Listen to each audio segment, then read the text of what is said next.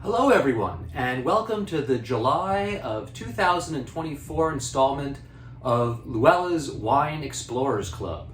My name is Noel Scher. I am the Director of Retail here at LouElla and the curator of the Wine Club, and I want to start by thanking you all for going on this vinous adventure with us. For those of you new to the club, welcome aboard, and for those of you who have been members for a little while now, thank you very much for your continued support of our small local business. We could not be here without you. Well, the big news of the day is it is hot. And, luckily I get to spend most of my time in a pretty chilly wine shop, but it is really warm out there. So you might be thinking that you're going to just be getting all chillable white wines this month, but it is also right at the heart of grilling season. So I thought we need some good warm weather reds as well. So this month's selection is a combination of white, sparkling rosé, and some really nice warm weather friendly reds. So without further ado, let's get on to the wines.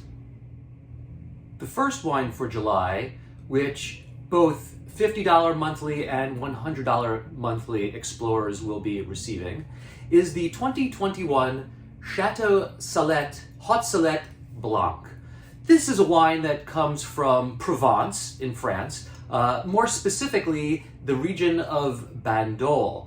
Bandol, very, very famous appellation that sits right on the coast of the Mediterranean Sea. The vineyards themselves go straight out to the water. Very, very famous for big, robust reds and also fairly full-bodied but dry rosés. This is not a Bandol though. This is classified as an IGP Méditerranéen. This is sort of the more regional classification for wines from this area that don't qualify to be called Bandol for one reason or another. In this case, because of the location of the vineyards and the specific blend of grapes. This is an estate with a very, very long history. It was originally founded back in 1604 by the Ricard family, and it's been passed down generation to generation through families to the current ownership, which had this estate certified organic back in 2018. Chateau Salette takes its name from a building known as a salette, which is a structure that was used in the old days to store salt. This part of France, other than being very famous for their wines, also well known for their olives, their olive oils, and their sea salt. This is right next to the Mediterranean, so of course, one of the classic ways of creating salt is by collecting salty seawater and letting it evaporate in the sun until all that's left are those beautiful, large crystals of southern French sea salt that we all love so much.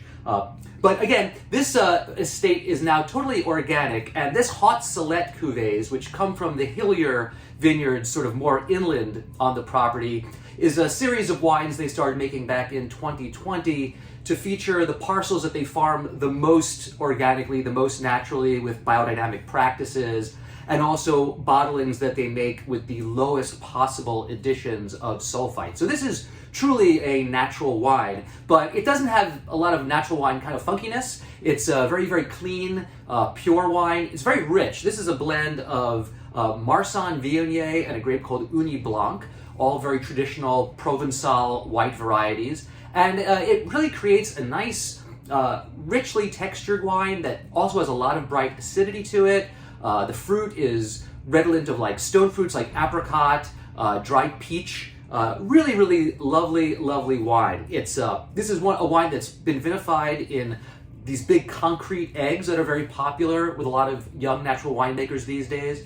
And this is definitely one of the smallest production wines we have featured in the club thus far. They make about 160 odd cases only of this wine a year. Really cool wine. I was really excited to try this one. It's from an estate that I'm just starting to get to know a little bit. I tasted their red as well recently, and it is excellent. Probably something we'll bring into the store in the future when we're looking for some more red wines. But in the meantime, this wine normally would be $35 on the shelf. Club members, you're getting it for $28 this month. The 2021 Chateau Salette Haute Salette Blanc. I hope you enjoy it.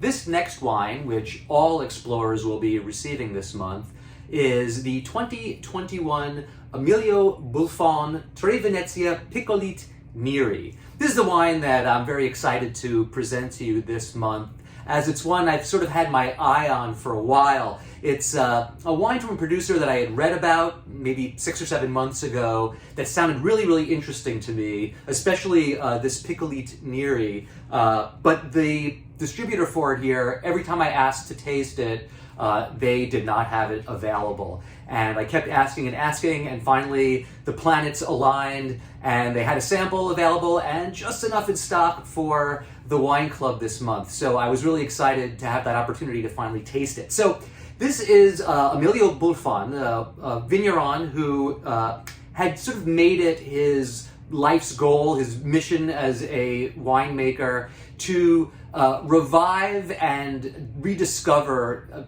the native varieties of the region of Friuli, where he's based in northeastern Italy. This grape variety, Piccolit Neri, was one that he just sort of discovered in his holdings and wasn't 100% sure what it was, and it turns out it is a very, very old native variety of this area.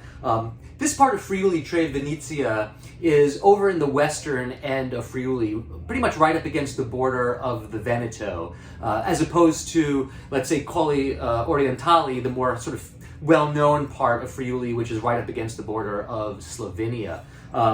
It's also an area that's very well known for its old churches and the artwork in them, and that's why this little fresco of the Last Supper adorns most of the labels of wines from this estate. So what is Piccolit Neri? So it is a red variety. Piccolit is a white variety in the region that's fairly well known, but this darker red skin version of it is very, very rare, apparently. I think for a long time they thought it was Pinot Noir based on its sort of similar fragrance and flavors, but when they eventually were able to do genetic testing on it, they discovered that it was completely its own strain of grape.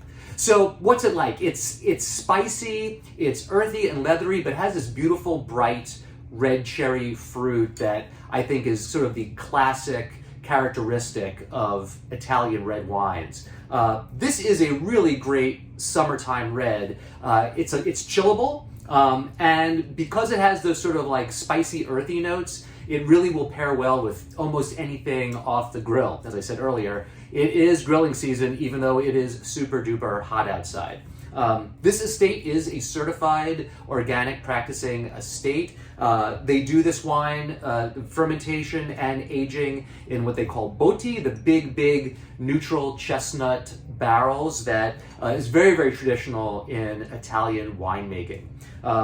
So yeah, really cool wine. I was super excited that it's finally available. Like I said, there's not much of it, so if you try it and like it, let me know as soon as possible if you want more, and hopefully there's a couple of more bottles of it available. The 2021 Emilio Buffon Piccolit Neri from Tre Venezia in Friuli.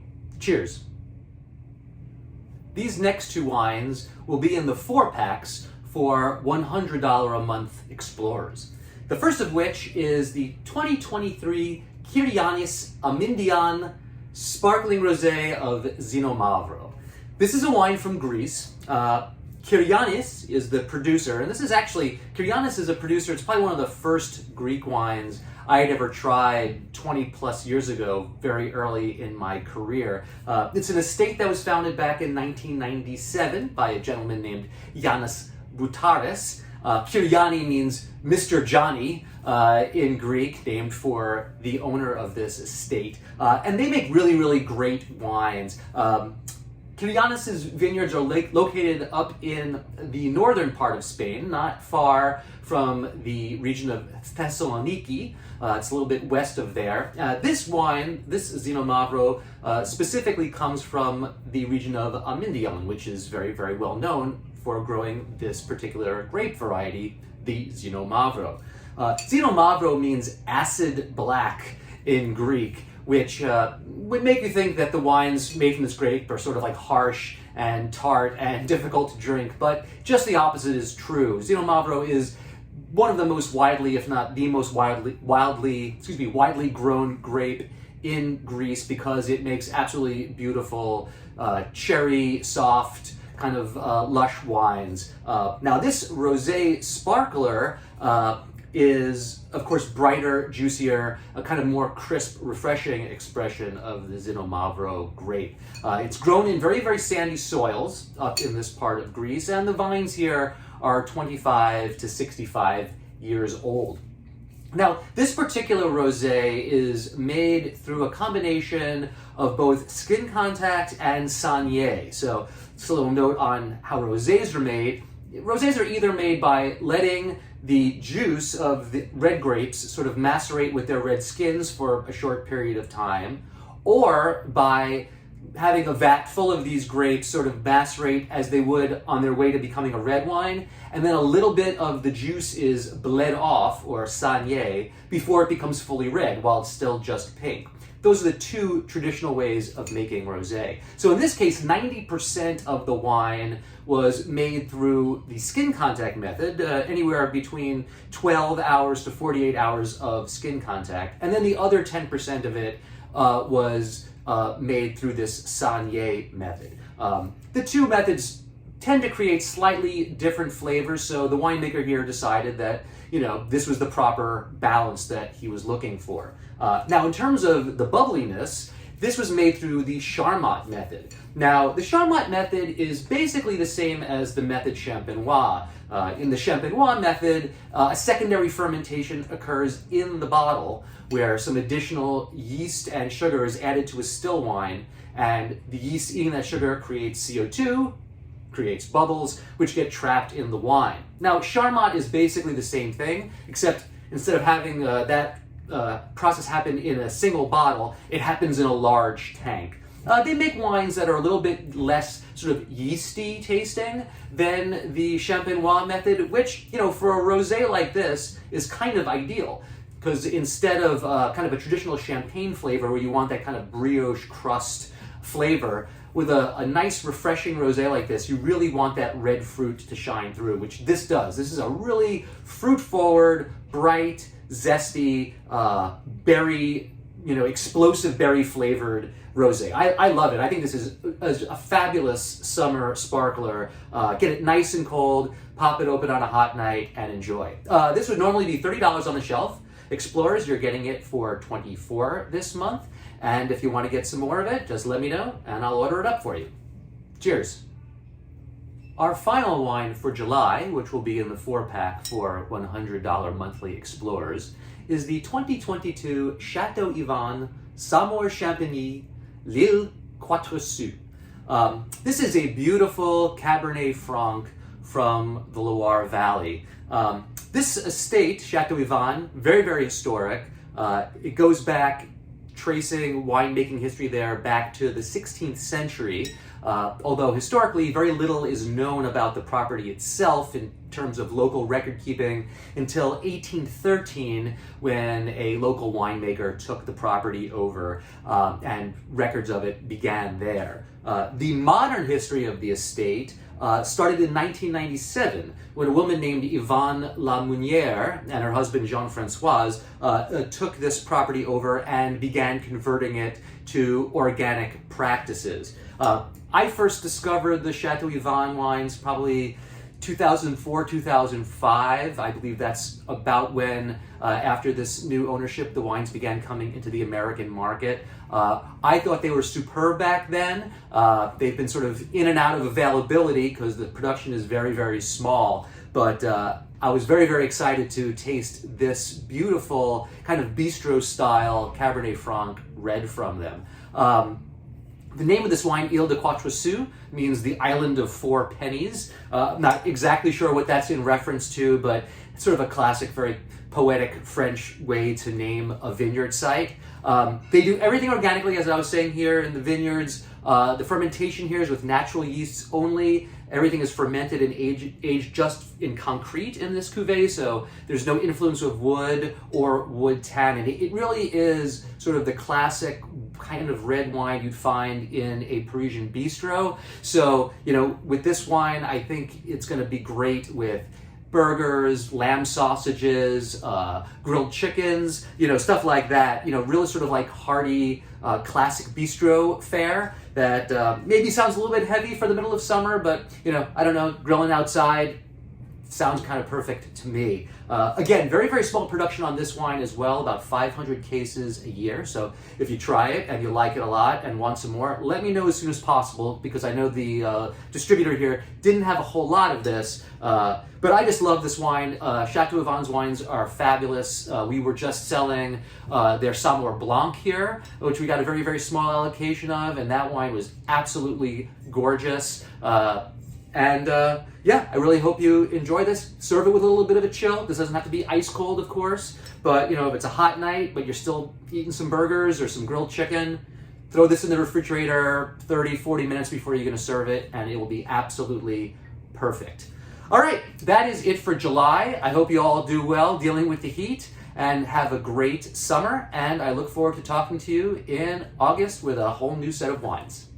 Thanks, guys.